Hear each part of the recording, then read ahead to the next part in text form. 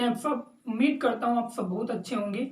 और आज के वीडियो में हम लोग पढ़ेंगे कोशिका विभाजन, सेल डिवीजन। ठीक है, तो सेल डिवीजन किस प्रकार से होता है, किन कौन कौन सी अवस्थाएं होती हैं सेल डिवीजन में, और कितने प्रकार का ये होता है। ठीक है, कितने तरीके से सेल डिवीजन हो सकता है, कोशिका का विभाजन कितने प्रकार से हो सकता है, इसके विषय में आज हम डिस्कस करने वाले हैं। तो आज का वीडियो बहुत इंपॉर्टेंट है और इससे क्वेश्चन भी पूछे जा सकते हैं आने वाली परीक्षाओं में। जैसे कि कोशिका विभाजन के विषय में सबसे पहले किसने बताया, असूत्री विभाजन की खोज किसने की, समसूत्री विभाजन की खोज किसने दी, इसको नाम किसने दिया। ठीक है, इसके साथ ही अर्धसूत्री जो विभाजन होता है उसकी विस्तृत व्याख्या किसने की। ठीक है, तो ये सारे क्वेश्चंस बन सकते हैं आने वाले समय में एग्जाम में। और जैसा कि ये भी पता चला है कि एनटीपीसी और रेलवे ग्रुप टी जो है इसके भी एग्जाम आपकी जल्द ही हो जाएंगे, तो ऐसा भी सुनने को मिला है। तो इसकी भी आप लोग तैयारी करते रहिए। उसमें साइंस का पोर्शन जो होता है आपका बहुत इंपॉर्टेंट होता है। अगर आपको साइंस अच्छे से आती है तो आप अच्छे से उसको क्वालिफाई कर सकते हैं। तो इसके लिए आप इस वीडियो को जरूर देखें, अंत तक देखें। अच्छा लगे तो लाइक और शेयर यार जरूर करना, और चैनल को जरूर सब्सक्राइब कर देना। ठीक है, तो चलिए शुरू करते हैं आज कोशिका विभाजन को। तो कोशिका विभाजन फ्रेंड्स क्या होता है, कोशिका विभाजन के विषय में सबसे पहले जो जानकारी दी वो किसने दी, तो सबसे पहले जानकारी दी थी एक वैज्ञानिक थे विरचाऊ नाम के एक वैज्ञानिक थे। इन्होंने 1855 ईस्वी में, कब 1855 ईस्वी में कोशिका विभाजन के विषय में जानकारी दी सबसे पहले कि कोशिका का विभाजन भी होता है, कोशिका का विभाजन भी होता है। अब देखिए कोशिका का जो विभाजन होता है वो कितने प्रकार से कितने तरीके से हो सकता है, मैंने इस तरफ में आपको लिख रखा है। कोशिका का विभाजन जो होता है वो 3 प्रकार से 3 तरीके से हो सकता है। ठीक है, वो पहला कौन सा होता है, पहला होता है असूत्री विभाजन, और दूसरा जो होता है वो होता है समसूत्री विभाजन, और तीसरा जो होता है वो आपका होता है अर्धसूत्री विभाजन। तो ये 3 विभाजन है, इनमें भी अलग अलग प्रक्रियाएं होती हैं। ठीक है, अब हम सबसे पहले देखेंगे असूत्री विभाजन किसमें होता है और समसूत्री विभाजन किसमें होता है, अर्धसूत्री विभाजन किसमें होता है। तो असूत्री विभाजन जो होता है फ्रेंड्स ये किसमें होता है, ये नीले हरित शैवाल जो होते हैं, नीले हरित शैवाल, नीले हरित शैवाल, साथ में ही प्रोटोजोआ आदि में ये विभाजन होता है असूत्री विभाजन। असूत्री विभाजन किसमें होता है, नील हरित शैवाल और जो आपके प्रोटोजोआ होते हैं इनमें होते हैं। ये विभाजन हमेशा उन्हीं जीवों में होंगे जिनमें अविकसित कोशिकाएं पाई जाती हैं। कैसी, जिनमें अविकसित कोशिकाएं पाई जाती हैं उन्हीं में हमेशा ये विभाजन होगा। अविकसित कोशिकाओं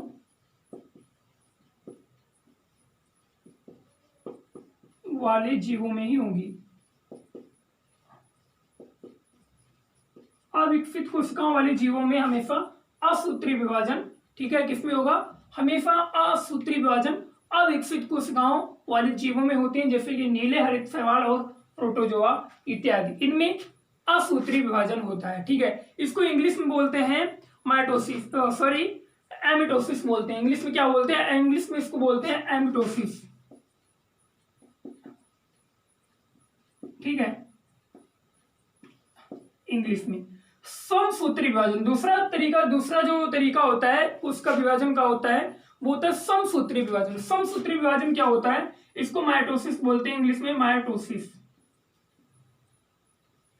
माइटोसिस। ठीक है, जो समसूत्री विभाजन होता है ये हमेशा उन कोशिकाओं वाले जीवों में होंगी, यानी कि कायिक कोशिकाओं वाले जीवों में होंगी जिनमें कोशिकाएं जो होती हैं विकसित होती हैं।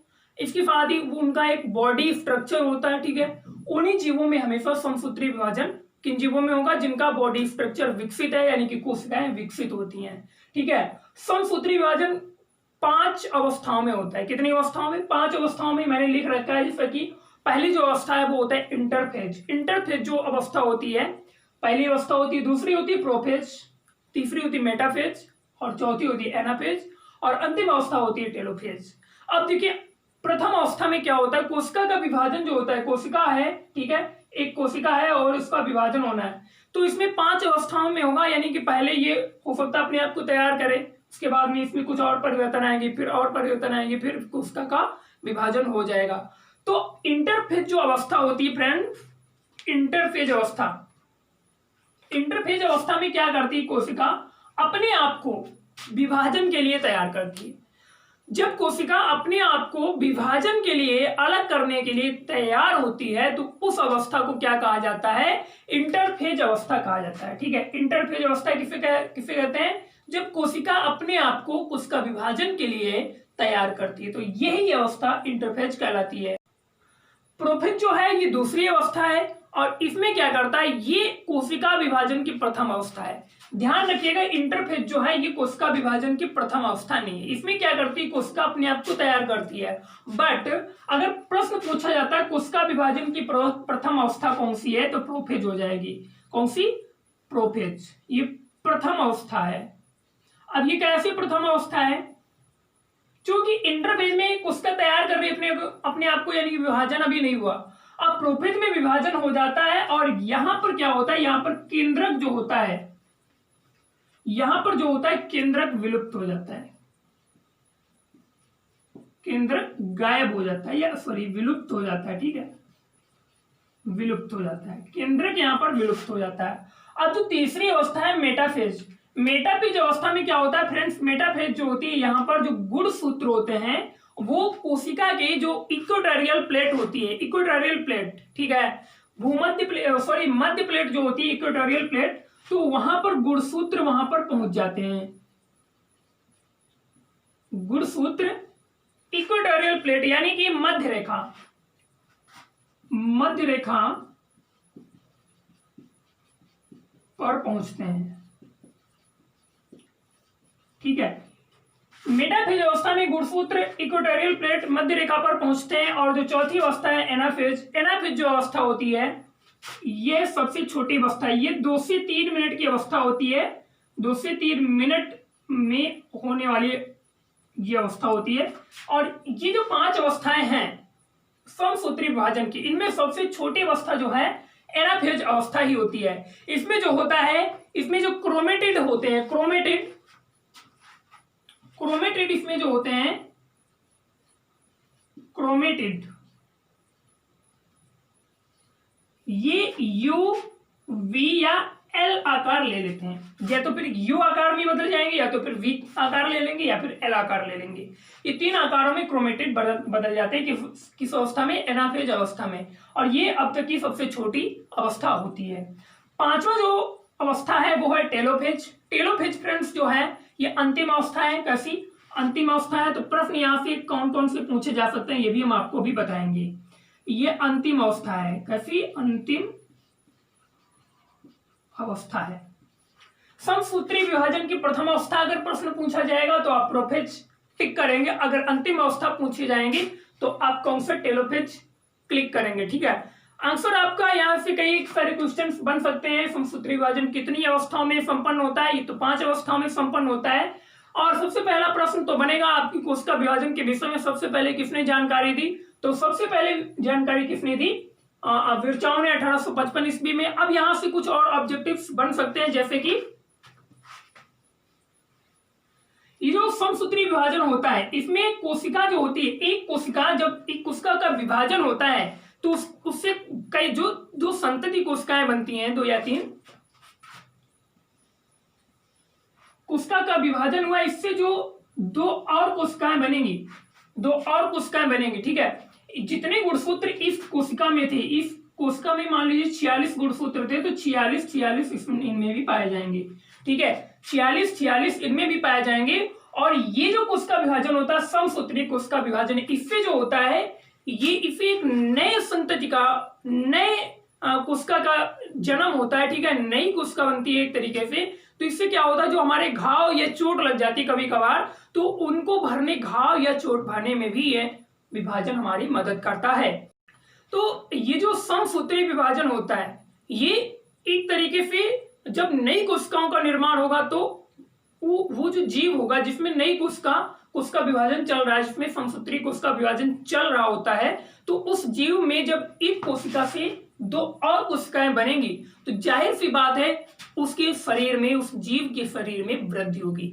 यानी कि समसूत्री विभाजन जो होता है जीवों की वृद्धि में भी सहायक होता है, जीवों की वृद्धि में भी मददगार होता है।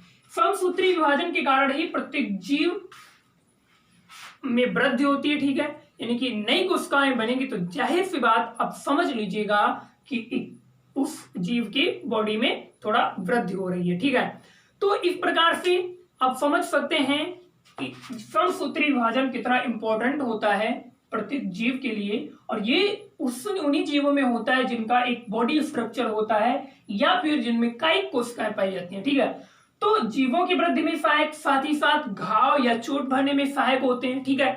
तो इस प्रकार से समसूत्री विभाजन के विषय में हमने देखा।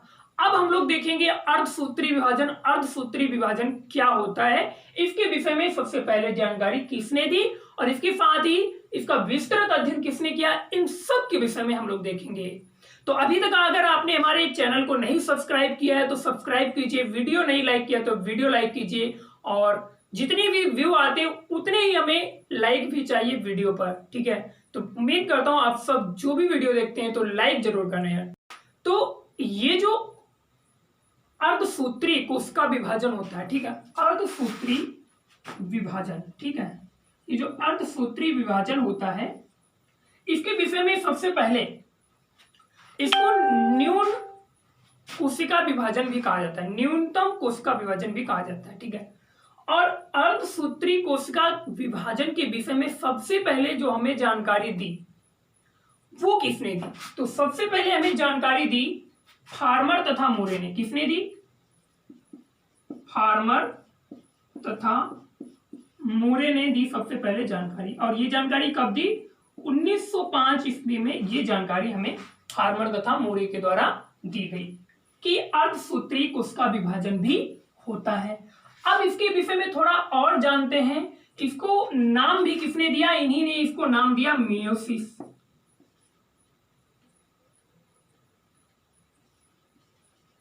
ठीक है, सॉरी। तो इन्होंने फार्मर तथा मोरे ने मियोसिस इसको इंग्लिश में नेम दिया, यानी कि अर्धसूत्री विभाजन इन्होंने ही नाम दिया, ठीक है।